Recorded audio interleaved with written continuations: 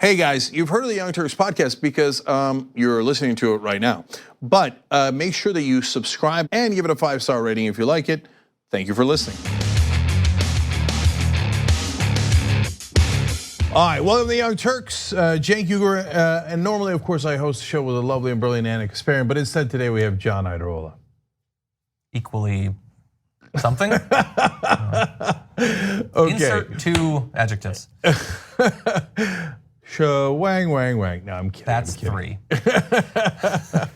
All right, so seriously, Anna's out on vacation this week, but we've got some great shows ahead for you guys, including tonight. John's gonna come back for Ask Me Anything, which we do on Tuesdays. That's live and free and available to everyone. But the only folks that can ask questions are members, so you can either sign up for membership through YouTube and get YouTube Young Turks membership. That's the blue button below the videos. If you're watching on YouTube, we're on a lot of different platforms, of course. And of course, you can get Young Turks membership on our website at tyt.com/trial, where you actually get a free week, see if you like it. And you can ask some questions tonight of John and I. We've got a lot of great guests for you guys throughout the week, including John Delaney on Friday, a presidential candidate. So that'll be fantastic too. Might win your vote. You never know. He's the longest running candidate, certainly in this election cycle. He began running for president a long time ago. So curious to see his positions on Friday. All right, let's get going. We got a lot of news today about Bernie Sanders, Donald Trump, Joe Biden, and the rest. Trump claiming that he's basically more progressive than Biden, which is an interesting attack. Okay, let's do this. Okay, I think I got it. Okay, Trump's new thing is pardoning members of the US military charged with a variety of different types of war crimes. And in that effort, he has a lot of Republican defenders, including California Congressman Duncan Hunter, a guy who is facing his own charges of a different variety.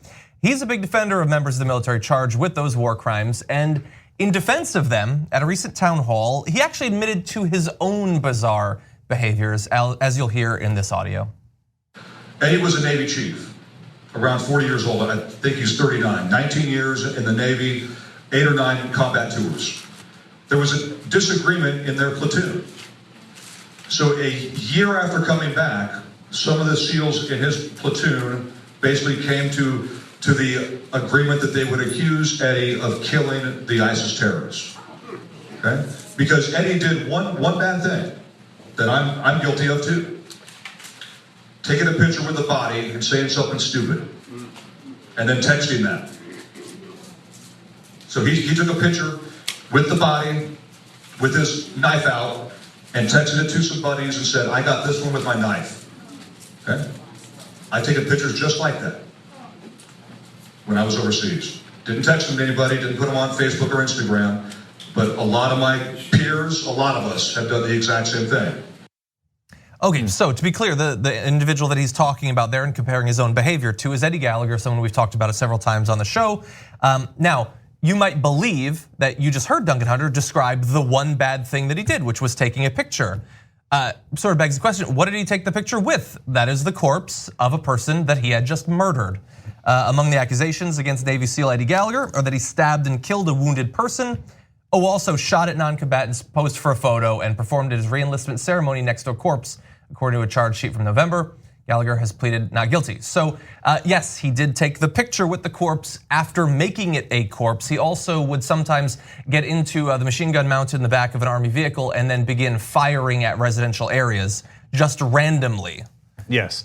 I don't know if he took a picture of that though. Yeah, so Duncan Hunter has 2 different problems in that little speech. One is the lie and the other is the truth.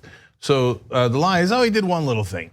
No, if you notice in the middle of Duncan Hunter's story, he said they had a disagreement in his platoon and all of the other Navy SEALs turned him in because that's what Navy SEALs do all the time, right? Oh, it's a slight disagreement. He was jaywalking in Iraq and we all decided to turn him in. That's not what happens. No, all the other Navy SEALs turn you in when you've committed a horrible crime, including killing wounded people you've already captured or shooting at civilians wantonly. possibly leading to the deaths of anyone who was on the receiving end of those random bullets, including men, women, and children. So the fact that the other Navy SEALs turned him in should give you a pretty good sense of how bad the action here was. And by the way, credit to those guys for caring about war crimes, caring about doing their jobs right, and turning in a bad apple. So a lot of times people say, oh, they're just bad apples, but the good apples never turn them in. But in this case, they did. So it gives you the sense of the severity of the crime and the integrity of the other Navy SEALs. Now we get to the problem with the truth. Duncan Hunter's like, oh yeah, I committed war crimes too. I take pictures with the bodies of the dead. Now, that's not on the same level as the other crimes that we just talked about. I don't know what the ramifications for that are. I'm sure that it's wrong, and so I suppose, I'm sure that he should be reprimanded for that since he just admitted it. So in militarily, I don't know what form that reprimand would take. He didn't admit to killing anyone illegally, thank God. I don't know if he did or didn't, but the fact that he seems to diminish significant war crimes does not give you a lot of comfort. Yeah, and we're gonna play a little bit more video of him that will enhance that idea, that he perhaps does not take this entire thing very seriously, even though the thing he's admitted to is about the lightest of all of the charges that I've heard.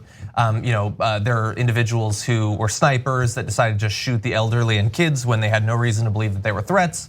Again, randomly firing to residential areas, maybe killing people, maybe not, that's part of the game. Those are obviously far worse charges. But I do want to focus on one thing that he said in that first section. He said they all came together and they decided to accuse him. So he is sort of implying that it's just an accusation. And sure, all of these things will be investigated. It's a bit odd that he posed next to the corpse that, they're saying he didn't actually kill? Everybody there agrees that he did. But the narrative there is that lawyers are, he says in one case, he says the military justice system is corrupt and it's run by lawyers who target war fighters, as if it's this ongoing campaign to just destroy anyone who happened to serve abroad. Well, look, I haven't tracked all of the people who've been charged with war crimes in the decades that we've been fighting in that country, but I can name a few that are being considered to be pardoned, like 3, 4 individuals. How many people served in Iraq? Tens of thousands. If this is a campaign against our war fighters, it's still in its incipient phase, I would say. There's only a few people whose crimes rose to the level where, yes, we're having a conversation about whether this is what our soldiers should have been getting up to. Now, in the case of Duncan Hunter, a guy who has a very loose attachment to the rule of law here domestically, get an idea of what he thinks the philosophy for our war fighters abroad should be. If the American people and if the American people want to send men like me overseas to kill bad people, then let us do that, okay? If you don't think that we should be doing that, then maybe we shouldn't be in Iraq, maybe we shouldn't be in Syria, maybe we shouldn't be in Afghanistan, then let's not do it at all. But don't pay me and train me to go kill bad people for our people in this country, meaning for the American people. Don't have me go do that and then come home and be punished because you made me into a person that kills bad people. I was an artillery officer, and I was an artillery officer in Fallujah in 2004. We definitely killed civilians. That's what war is. So it was not intentional. This case. That's what war is. Okay, so when the reporter points out the difference between accidentally killing civilians, which is its own issue, and intentionally killing civilians, he made this noise, Yeah. As if the distinction between those two things is unimportant. Yeah, and he kept saying, you sent me to kill bad people. Well, okay, there's an important qualifier there, bad people. We didn't send you theoretically to kill innocent people. As it turns out, we killed a lot of innocent people. Just over the weekend, Bill Kristol and Jennifer Rubin, who writes for the Washington Post, were yelling at Bernie Sanders because he was impolite to them about the Iraq war. Well, we killed nearly 1 million innocent Iraqis in that war. I would argue that's slightly more impolite. But to guys like Duncan Hunter, he just doesn't see the distinction. He's like, you said bad people, I killed Iraqis. Innocent, non-innocent, So does that now ratchet up the level to which I would want to see if Duncan Hunter committed war crimes? Yeah, because he seems to not really care about that distinction at all. And no, not all Iraqis are bad people, and not all US soldiers think like Duncan Hunter. In fact, apparently most don't, and that's why these guys got turned in. There's a couple of people that Trump is thinking of pardoning, and at least two of them, including the person we've been talking about, Gallagher, and Army Major Matt Golston, are accused of premeditated murder of innocent people. Yeah. And so that's not what we call bad people in this country, but Duncan Hunter is a terrible guy. He's of course facing indictment on federal corruption charges, so he doesn't seem to really care much for the rule of law at all. Yeah, and just again, a reminder, like he's talking about like, hey, crazy things happen, war is a crazy time. And he's saying that all of that, whether it's firing artillery that might hit civilians, which again, that sort of chance that you might be killing civilians is one of the reasons that we should be far more careful in the military adventures that we choose to go on, is somehow the same as a soldier seeing a wounded Iraqi, taking out his knife, walking up to this person who's being treated for his wounds, and then murdering him with a knife is the same thing. I don't understand how any reasonable person doesn't hear that comparison and think Duncan Hunter is an absolute monster who doesn't belong in the military, doesn't belong in government, probably should be being watched and I would assume counseled for the obvious damage that has been done to him, because his sense of morality is at best topsy-turvy, if not shredded beyond any repair. Now, this is the guy who, of course, says we should pardon war criminals because of how much he cares about people in the service. Now, let's remind you that part of the corruption charges was that he would rip off his own donors and others and say, well, let's just pretend that we bought material for veterans and service members. So we're not gonna give it to the people serving, of course not. I'm just gonna keep the money and spend it for my own purposes, and we'll pretend that we did something good for people in service. Yeah. So he doesn't really have much respect for the decent people serving the United States military either. Yeah. He's happy to rip off people under their name. So that's the kind of guy Duncan Hunter is. He barely won re-election, and that does not speak well of that district. They knew a lot of these charges, not about the war crimes, but certainly about the corruption charges ahead of time. But this time running against Amar Kampa-Najjar, who's his Democratic opponent, he might be on the ropes. But look, if you're in that district in California, you're gonna get to decide who you are, because you've now seen all this. And if you think, yeah, I like that guy who doesn't care between distinguishing innocent civilians and bad guys that we're fighting, and is okay with murder and thinks that people should be pardoned, and then makes a mockery of the people who serve the country by ripping off and doing corruption in their name when they didn't do any such thing.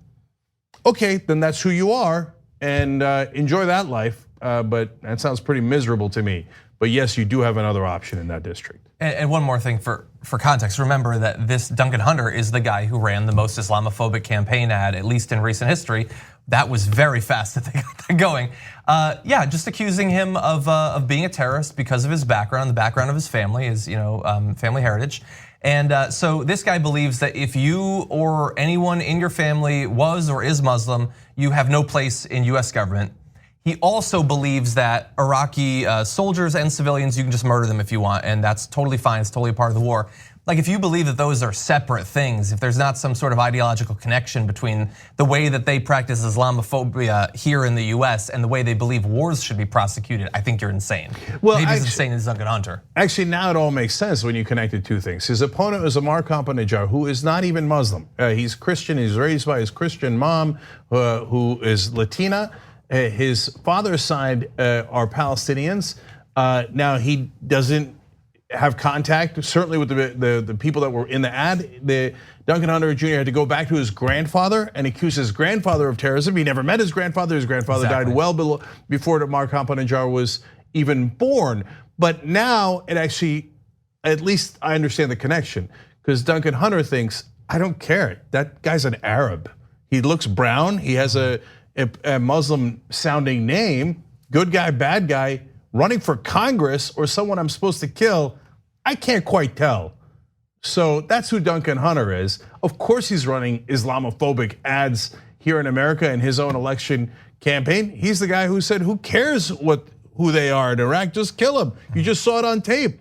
Innocent civilians or guys we're supposed to target. Who cares? So that's who Duncan Hunter is. Again, the only question that remains in his district is, who are his voters? Why don't we take our first break? Yeah, all right. Now that we're done with war crimes, let's take a break. Bernie, We'll come back to Bernie Sanders, who has, as of right now at least, has not been accused of any. Yeah, well, no, he's actually literally been accused of being against war. The New York Times article over the weekend or last week was unbelievable. It was one of the most bizarre, ridiculous things I've ever seen. Just accusing Bernie Sanders over and over of being for peace. So with a straight face, like, this guy's for peace and has been for peace his whole life. How could this guy possibly win? It's not an opinion column. It was a straight news article about how he is going to have trouble winning in his election in the Democratic primary because he doesn't want to rip people's throats out. And so anyway, he has 2 new proposals, Bernie Sanders. So we'll tell you what they are, and tomorrow the New York Times and Politico will attack it. So first find out what they are when we return. We need to talk about a relatively new show called the Republic, or UNFTR. As a Young Turks fan, you already know that the government, the media, and corporations are constantly peddling lies that serve the interests of the rich and powerful. But now there's a podcast dedicated to unraveling those lies, debunking the conventional wisdom. In each episode of the Republic, or UNFTR, the host delves into a different historical episode or topic that's generally misunderstood or purposely obfuscated by the so-called powers that be, featuring in-depth research, razor-sharp commentary, and just the right amount of vulgarity. The UNFTR podcast takes a sledgehammer to what you thought you knew about some of the nation's most sacred historical cows. But don't just take my word for it. The New York Times described UNFTR as consistently compelling and educational, aiming to challenge conventional wisdom and upend the historical narratives that were taught in school. For as the great philosopher Yoda once put it, you must unlearn what you have learned. And that's true whether you're in Jedi training or you're uprooting and exposing all the propaganda and disinformation you've been fed over the course of your lifetime. So search for UNFTR in your podcast app today and get ready to get informed, angered, and entertained all at the same time.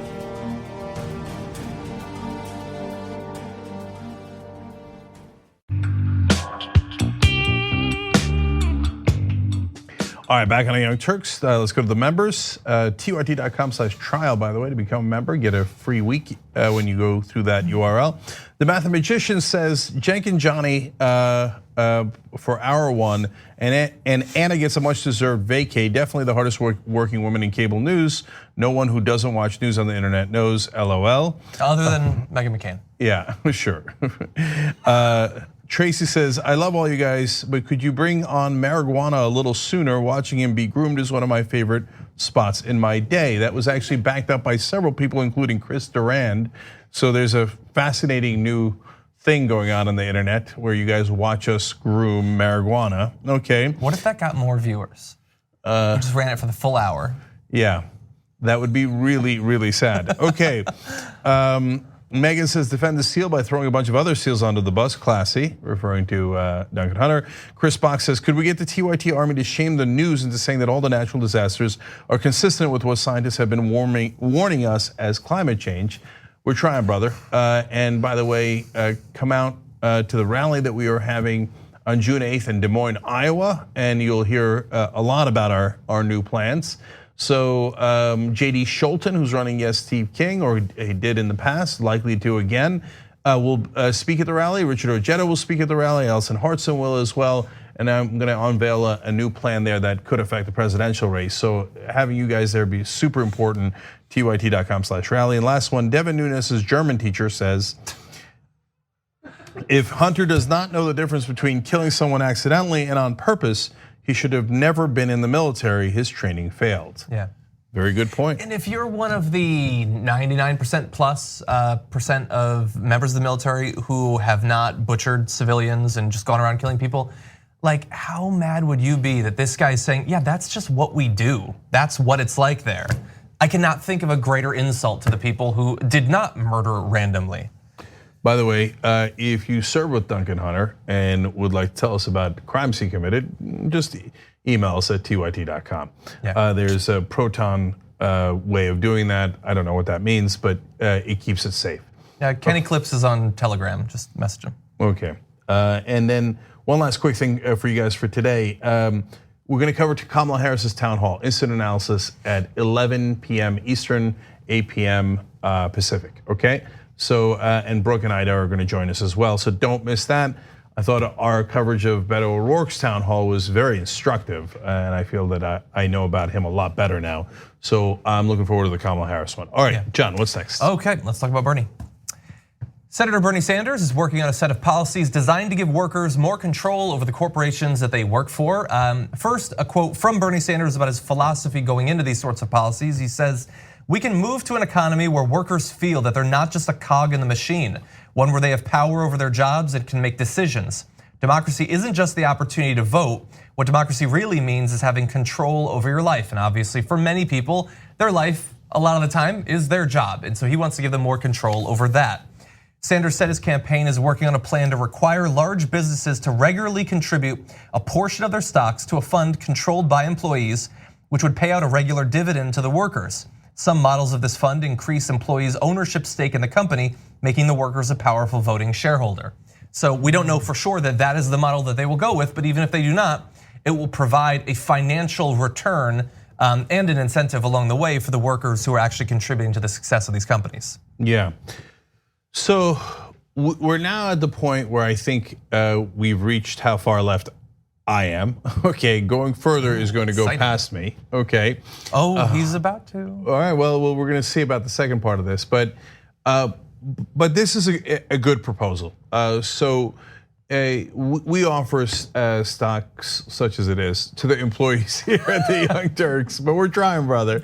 We're trying. It's closer to chicken stock than actual stocks, but it is stock. So it's the right thing to do, and having the voters have an increased share of voice in a sense by being voting shareholders in the company is an interesting idea. Obviously, some on the left go further and say that the workers should run the companies entirely.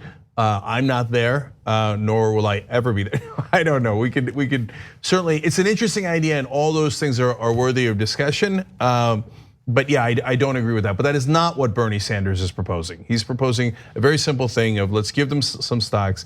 Amazing fact. 97% of all the capital income in this country, meaning stocks and interest rates that people collect, et cetera, is owned just by the top 10%. The bottom 90% only own 3%. This would actually give them more stocks and a bigger stake in the companies, which I think can also help the companies. We'll talk more about that after the second proposal. Yeah, and at the end of this discussion, we're going to have a little bit of the science of what these sorts of policies end up doing for the companies. And spoiler alert, it's positive, but I don't think that you need a study to know that if you are getting a financial return on the success of the company, you are going to be more invested in making sure that the company does well, and you're probably going to stick around longer, which is obviously financially beneficial for the corporation as well.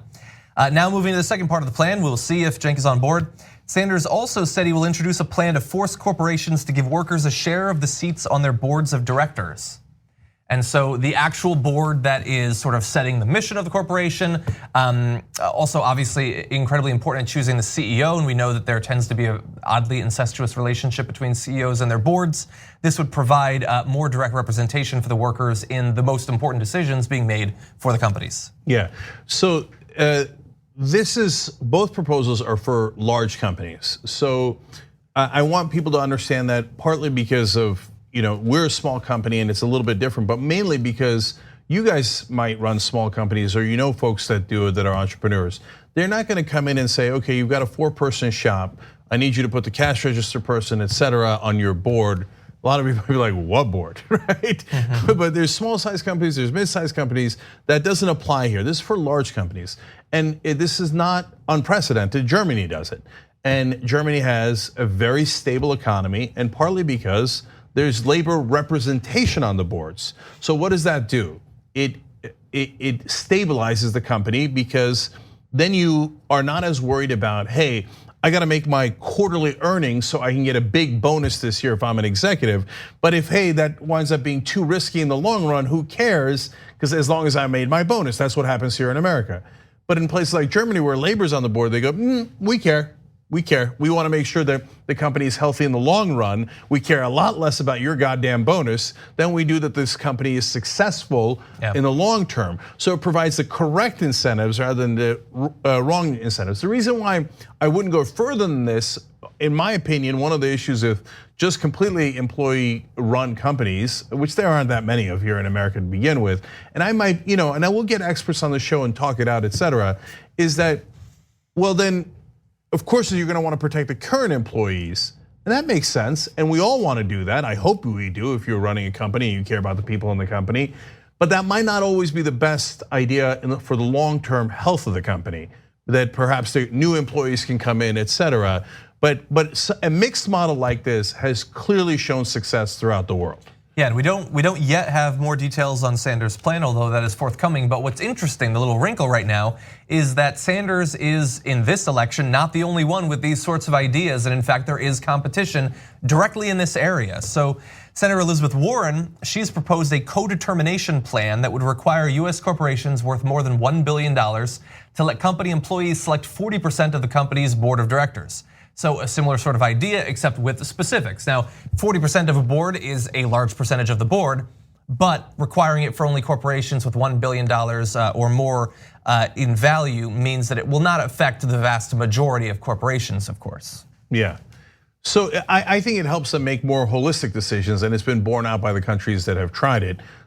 So the executives don't want it at the larger companies because they think, well, then I got to care about my employees.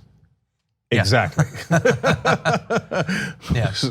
And so look, those are the two big ones that we're waiting for. But in this area, Sanders has already introduced a number of ideas, sort of, I would say, lend to, I think, his claim of being at least tied for, if not the best on workers' rights out of the 57 people who are running for president right now. Additionally, he has reintroduced in the Senate a series of measures to increase the percentage of the American workforce in employee-owned ownership models. Those policies include a $500 million bank to finance company transitions to worker cooperatives, new legal requirements that owners give their workers an opportunity to purchase firms that are closing, and federal funding to create centers in all 50 states that would encourage employee-owned businesses. So all of these designed to move us not to some sort of communist fantasy or whatever. God knows what Fox and friends are gonna say about this tomorrow, but to make sure that the actual workers who are working for these corporations that are determining whether they are successes or failures will actually have some say in that. Yeah, I love a couple of quotes from this article. It referring to the last thing that John just explained to you guys. They say in the Washington Post in particular, these ideas are not gaining traction in the Republican-controlled Senate. You think? Yeah, and then earlier they said, well, there is critiques of these Bernie Sanders ideas. I was like, okay, that's interesting, because I think that if it went too far and applied to mid-sized and smaller businesses, there could be legitimate critiques, as we just touched upon. No, the critiques are it discourages entrepreneurs from starting businesses and will lead investors to seek to put their money overseas. Okay, hilarious. Okay, I don't know any successful entrepreneur who's like, well, I was gonna start a business, but then they said you have to care about your employees once you get to $1 billion. Well, God damn it, I'm not starting it anymore. Preposterous, totally preposterous. And so, secondly, this is the threat that corporations do all the time. Oh yeah, we'll move our business overseas where they don't give a damn about employees, then you'll see, right? Well, I love how you claim to be patriotic. They're like, no, we're corporate America, right? Sounds like Captain America, right? You're not Americans, you're a machine. And you just threatened us. I don't know if you know that, right? Yeah. It's pretty clear. And saying, well, where are you gonna go? You're gonna go to Germany? No, they have stricter laws. In almost all of Europe, they have stricter laws. And in a lot of Asia as well. So yes, you could find some countries where there's a race to the bottom, of course. But then you know what we could do? We'd be like, oh, okay, great. You wanna move to Vietnam? Okay, no problem. You're no longer an American company. You can't get any contracts with the federal government. Oh no, but I want American. I want a federal. No. You just said you're not American. Oh, you want to take advantage of tax loopholes in Ireland or in other places or the Cayman Islands? No problem. You're not an American company anymore. Oh, wait a minute. Wait, which one? Pick a lane, dude. Pick a lane. You don't want any more federal government contracts? No problem at all. Vietnam, here you go, right? And I don't mean to pick on Vietnam. There are many other countries that do that. But but you can't have your cake and eat it too. These are reasonable ideas that actually help because they stabilize companies and they help the American worker. Yeah. You want to move to some other news? Okay. Under Donald Trump, the EPA is not what it used to be, and it is coming for your land, it's coming for your air, it's coming for your water, and in just a 24-hour period, multiple different ways that the EPA is trying to destroy the environment that you rely on for life. So let's talk about two pieces of news. This just happened in the past day. Director of the US Geological Survey, James Riley, a White House appointed former oil geologist, ordered that scientific assessments for the potential impact of climate change only use computer-generated models that track that impact until 2040. Now, if you're not a scientist and if you're not trying to assess how much damage climate change is going to do, it might seem like going out a couple decades makes a lot of sense, but there's a reason that they're choosing to cap that at 2040 rather than going to the end of the century as these models have been doing of late. The idea is that the actual effects of climate change, the most negative ones, begin to ramp up after 2040. And so if you cap it there and say, we don't want to know what happens after that, then you can pretend that, hey, maybe things will be okay. We don't necessarily know how bad it's going to be. And previously, as I had pointed out, they usually go until the end of the century when the effects are far, far worse. And just recently, a few months ago, the US government put out a report talking about the incredible toll in terms of both money and American lives that will be lost by the end of the century due to out of control climate breakdown. They're not interested in having any more reports like that. And so by simply cutting off when you can analyze to, they're hoping to pretend to lull you into a false sense of security when it comes to the climate. Okay, let's come up with a fun outlandish example. So let's say aliens planted a bomb in the middle of the earth that could make the whole planet explode, and the scientists found it. Oh, wonderful, they did a great job, right? I heard about that on Alex Jones, actually. Is that right? It's possible. And scientists say it is likely to go off somewhere between 2038 and 2052. And Trump says, let's stop studying that bomb after 2040. You'd say, that doesn't seem like a good idea. Because you might catch it in 2038 or 2039, but if you stop studying it, maybe it's going to go off in the bigger portion, right? And of course, here, climate change is not like a bomb. It is more gradual, but it is happening all throughout. We're in the middle of it now. It's not like it's going to start at a later date, but it does get progressively worse and worse, and hence capping it at 2040 is obviously done to make sure that you don't know the full science and the full facts. And so I had a guest on the conversation a little while ago, and I asked him, he's a scientist, if there's any Republican scientists left. And I don't know, that's a genuine question. I don't know how you could be a scientist and still remain a Republican. It's gotta be deeply embarrassing. The whole party's against what you do. And so, okay, so are you proud if you're a Republican scientist? Like, that's right, we should stop doing science after 2040. Don't let anybody know what's gonna happen. If that's your kind of science, maybe you should find another field. Yeah, and it's also amazing that, this is the party and the individual, Donald Trump, who says, I alone can protect you. I'm the only one that can save you from these threats. And yet, when it comes to gun violence, they don't let us actually track how many deaths there actually are. Now they want to make it so that we blind ourselves to what is going to happen with our climate. How are you going to protect us from something that you won't even look at? You won't even acknowledge what's going on, and you're supposed to be our defender, and yet they maintain that reputation. But there was one other piece of news in the environment. This is perhaps less important on a global scale, but still pretty shocking when you see the details. The EPA released a notice on Thursday of last week requesting public comment on its proposal to raise the maximum level allowed for a chemical used in literal rocket fuel, which is linked to thyroid problems, to 56 micrograms per liter. This is 3 times higher than what the EPA previously recommended as a safe level for drinking water. Now, what is important about that is not just that they are saying you can have 3 times as much of it, but that before it was just a recommendation. It was not any sort of legal requirement. But this actually will be establishing a legal requirement, just 3 times higher. And if that sounds bad, it's actually worse because the EPA is seeking comment on 3 other alternate options, setting the level to 18 micrograms per liter, to 90 micrograms per liter, or simply abolishing the rule regulating it at all. So you can just pour as much rocket fuel as you want into our water, or a chemical used in it. Yeah, globally it might be less of a problem because Botswana doesn't have to drink our water, but locally for your kids and for your family, it could be a very, very significant problem. So I want to give you context. So the standard under Obama was 15 micrograms per liter of rocket fuel is allowed in water because that is small enough, the thought was, and as John just told you, is a suggestion, was not codified yet as a law, 15, okay, keep that number in mind. Now, a lot of people think that that's actually too high. In fact, there are laws on the books in California that it should be 6. In Massachusetts, it's only 2. So that's 2 micrograms per liter that is allowed. So already the Obama standard was way above California and as you can tell, 7.5 times the size of Massachusetts legally allowed limit. Now, the proposal here is for 56, the Trump people are saying, but it could go all the way up to 90 or unlimited. So they're like, hey, be cool. We're cranking it up to 56. That's nearly 4 times the Obama level. That's, let's see if I can do this math right, 28 times the Massachusetts level, right? 28 times the Massachusetts level. Or if you don't follow along, we'll make it twice as bad or infinitely bad. But that pretty much describes the Trump administration overall. Yeah. If you don't like how terrible we've made things, we can make it twice as bad or infinitely bad. Yeah, and I mean, I guess at this point, there have been so many awesome campaign ads that have just been designed for the opposition, but they want your kids to drink more rocket fuel. Seems like a winner to me. Yeah, unfortunately, they're Democrats, so they're very unlikely to do those ads. Yeah. Okay, so last thing on this. So what does rocket fuel do to folks?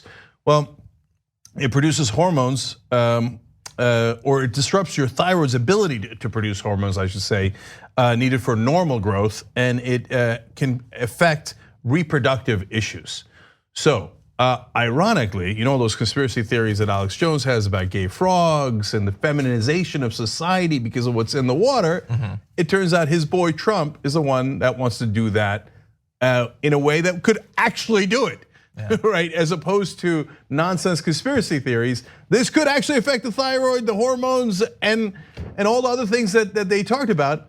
And what do they do now? Or do they turn around and all those people who were doing those conspiracy? Oh my God! It turns out Trump's the lizard people, right? No, they're like, yeah, that's right. Rocket fuel in the water.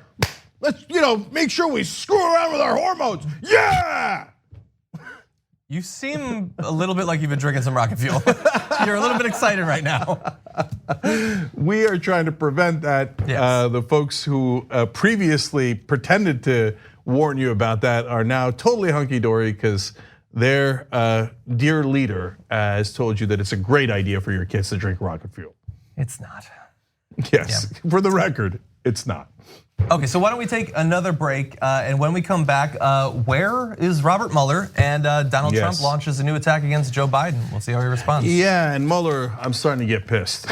So we'll talk about that one. At TYT, we frequently talk about all the ways that big tech companies are taking control of our online lives, constantly monitoring us and storing and selling our data. But that doesn't mean we have to let them. It's possible to stay anonymous online and hide your data from the prying eyes of big tech. And one of the best ways is with ExpressVPN. ExpressVPN hides your IP address, making your activity more difficult to trace and sell to advertisers. ExpressVPN also encrypts 100% of your network data to protect you from eavesdroppers and cyber criminals. And it's also easy to install. A single mouse click protects all your devices. But listen, guys, this is important. ExpressVPN is rated #1 by CNET and Wired magazine. So take back control of your life online and secure your data with a top VPN solution available, ExpressVPN. And if you go to expressvpn.com/TYT, you can get 3 extra months for free with this exclusive link just for TYT fans. That's expressvpn.com/TYT. Check it out today. When we come back. We hope you're enjoying this free clip from the Young Turks. If you want to get the whole show and more exclusive content while supporting independent media, become a member at tyt.com/join today. In the meantime, enjoy this free segment. All right, back on the Young Turks. We're going to tell you about one of our sponsors, NordVPN. They help protect your computer from hackers and prying eyes, especially when you're at coffee shops, airports, etc. I use public Wi-Fi all the time. I've got it on 3 or 4 devices right now. I know for sure 3, I think maybe 4. You can do up to 6 devices with them. And for Young Turks listeners, they've got 75% off for a 3-year deal. So that's nordvpn.com/TYT. You got to do the TYT, otherwise you can't get the deal. So It's military grade encryption. I use it because I want to make sure that nobody looks into the things that we're doing on our computers. So you, protect yourself. NordVPN.com/TYT. All right, let's go to member comments. Gabby Marita says, this is the first primary I can recall genuinely supporting multiple candidates. Bernie and Warren keep one-upping each other in policies, and I love it. Yes, they're genuine. They're almost all of them have been great policies so far. And isn't it refreshing to have a couple of different people who might actually represent you? Like before, if it was one, it was a minor miracle. Usually it'd be, for most of my life, it was zero. And we haven't even mentioned Klobuchar. Yeah, okay. We're gonna talk about Klobuchar in the second hour. I got choice thoughts there. I bathe in a very stable genius's tears, writes in. Workers who have a stake in a company's success will often work harder for it. So goes the theory. I'm playing around. All right, Mike says, unfortunately, Donald Trump thinks a hormone is something that requires $100,000 in hush money later. That is very funny. Brian Dorkosaurus on Twitter says, wife and I can't attend the rally on June 8th in Des Moines, Iowa. We'd love some more details on it, though. So look, we're gonna try to give more details as we go along, but obviously the whole point of the rally will be revealed at the rally, and your physical participation is part of the point. I understand, of course, that a lot of people can't make it, but if you can have any chance of getting to Des Moines, tyt.com/rally would be great. Yes, of course we will live stream it, but one more thing, Brian added, any chance Bernie Sanders or Kyle Kalinske will make an appearance to help show support, I'd call that an aspiration.com/tyt. Get it? A win-win. I got it, Brian. Nice job. Somebody watches old school. That's right. You're the second person in recorded history to ever use that phrase. Is that the group you want to be in? Yes. His last name is Dorkosaurus. Of course it is. True. Huh? Okay, Brian. Thank you for mentioning that. And you really do get a win-win at aspiration.com/TYT. Anyway, no, Bernie and Kyle, I don't believe are going to be there, but Ojeda and JD Shelton will be there, and so will Allison Hartson. Thomas Shipman asked if Amar Khan-Najjar is going to be there. But guys, we'll do more rallies. Hopefully, we'll get more and more folks involved. All right, we got to do more news for you guys. Okay, more news. I think you're going to like this one. Not the country, I just mean Cenk. Okay. The Mueller report was released weeks ago, and we've still yet to hear anything directly from the man behind it, Robert Mueller. And at this point, when it comes to his investigation, when it comes to his conclusions, there is no guarantee that we're ever going to find out what he actually thinks. And we're finding out a little bit more, possibly, about why he has been so hesitant to actually appear in public and speak about this. Two people familiar with the matter said that the Justice Department is deferring to Mueller, who would like for any discussions beyond the public contents of his report to be conducted in private. But another person said it is primarily the department, rather than Mueller himself, resisting a nationally televised hearing. Representative Jerry Nadler has said he envisions himself correctly as a man of great rectitude and apolitical, and he doesn't want to participate in anything that he might regard as a political spectacle. And that is why some of the whispers leaking out are that he might want to testify, but it will be behind closed doors. Yeah, it's totally unacceptable. And so I haven't criticized Mueller before. Some people said, oh, he should have done this or that.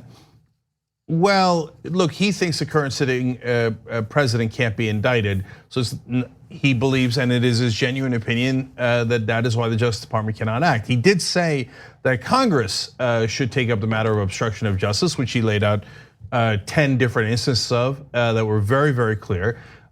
So I didn't mind any of that. I did mind him thinking that his remit was so tiny that looking into Trump's business ties with the Russians would be outside of the scope. Well, then why do you think he obstructed justice? So I think that he made a mistake there, but it's not because he has bad intent. We're not like the Republicans. We don't think like Mueller is like secretly this or secretly that. He doesn't have 18 angry Republicans working on the case, etc. It was an understandable decision, but one I think that did great damage because then you don't know what was motivating Trump. Okay, but now we have a very significant problem. He's saying my reputation is more important than the American people finding out what Trump actually did. And that's unacceptable. So if he goes in front of TV cameras and testifies, it will be much more impactful because then people can see it with their own eyes. Now, for a couple of reasons. One, let's keep it real. Nobody read the Mueller report. A handful of people read it. Every person who read it was like, oh my God, Mueller really thinks he's guilty. But it's 400 some odd pages. There's like a discussion of whether the Congress people read. Do you have any idea how lazy Congress people are? I'd be surprised. Like some people, Jamie Raskin, who's a congressman who did read the report, said he'd be surprised if 1% of Americans read the report. I'd be surprised if 1% of Congress read the report. There's no way in the world 1% of Americans, over 3 million people read over 400 pages of that report. No way, no way. And now the second giant problem with Mueller wanting to do it behind closed doors because, he's too good for politics. And even though he's not being political, they're gonna charge him with being political and it's gonna be a spectacle. And he's just way too proper for spectacles. Is if you do it behind closed doors, what's gonna prevent the Republicans from lying about what you said again? Yeah. Now for the third time, nothing. So then we won't actually know what you said at all, and we'll be back to he said, she said, and you'll have clarified absolutely nothing. And that's really the problem. The problem isn't that nobody involved is saying anything, it's that people are saying stuff, just not Robert Mueller. William Barr, he's talking up a storm, and he has been for literally weeks. And as a demonstration of the issue and what Mueller could possibly fix if he were to talk is, you said a few minutes ago that the only reason that Mueller didn't indict the president is because of that Justice Department memo. But Barr says that was not the thing that was stopping Mueller from doing it. But is that true? Who knows? Robert Mueller hasn't said. Only William Barr, a guy who seems incredibly dishonest, and that's been well established in the way that he's communicated about the report before and after it being released. We have to take his word for it, I guess, at this point, and we won't know until Robert Mueller finally testifies, if that ever happens. And if it's on camera, not only will more people actually finally see it for the first time, but it's more impactful, it's more powerful. I know when I was on cable news, all the producers were obsessed with, is it on video, is it on video? If it's not on video, who cares? And so news shouldn't operate that way, but it often does operate that way, and people often, unfortunately, operate that way. Yeah. So he is being incredibly selfish here. Please, I don't want my reputation at the country club to be impaired in any way, shape, or form. And what will my reputation be? Yeah, like with all due respect, who cares? What's at stake here is, in a lot of ways, the republic. So one, are we gonna have rule of law or not? Are you gonna clarify what you said and so that the American people have a sense of the gravity of the crimes of the president? And then secondly, he's playing by old rules that don't exist now because of Donald Trump, and he does not understand the gravity of the problem. So he thinks like, what, I'm just doing what is normally done. Does it look like the Trump people are doing what's normally done? No, Barr lied about your report through and through. You thought he wouldn't. You were like, no, of course. The Attorney General will follow decorum. And we know now because of Mueller's team saying, oh my God, they couldn't believe that he didn't tell what was actually in the report. Yeah. Well then, wakey, when are you gonna get it through your thick skull that Republicans are not like they used to be, because Mueller's a Republican.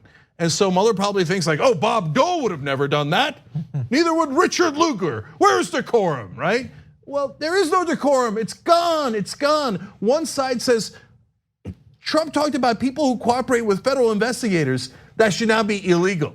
Remember when he said that? Called them rats. Yeah, he called them rats, and he said you shouldn't cooperate with law enforcement. You think that guy has any sense of what is right and wrong? Meanwhile, while you're going and playing, by the Queensberry rules, he's destroying democracy. And when you lay down, you allow him to destroy democracy, and you're doing it because of what you consider to be your beloved reputation. Yeah. Well, it's not time for that. It's time for men of principle to act as patriots, and that is not what Mueller is doing right now. Yeah, and so we will continue to wait. And while we're waiting, we'll turn to one more story.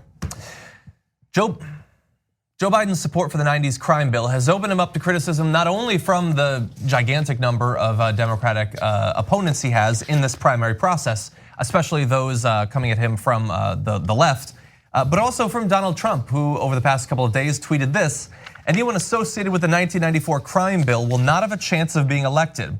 In particular, African Americans will not be able to vote for you. I, on the other hand, was responsible for criminal justice reform, which had tremendous support and helped fix the bad 1994 bill. Super predator was the term associated with the 1994 crime bill that sleepy Joe Biden was so heavily involved in passing. That was a dark period in American history, but has Sleepy Joe apologized? No. Now, we are all slightly stupider for having listened to that, but that is what the president is saying, and it might signify nothing because he is a denizen of the chaos realms, but it might represent a possible strategy where he believes that if Biden is the opponent in the general election, then he can attack him from the left on criminal justice reform? Yeah, no, I think it's actually very telling because the country is so progressive that anytime we get close to an election, even the most monstrous right-wingers like Donald Trump will turn around and pretend to be more progressive than the Democratic candidate. He did it during the last election. He said that he was going to drain the swamp and end the corruption. Now that's a progressive position. Mitch McConnell and the others say no, money in politics and the corruption that comes along with it is fantastic. That's just good old Americans talking to one another. Hey, here's the Koch brothers talking to me, giving me $1 million. What a great conversation that was.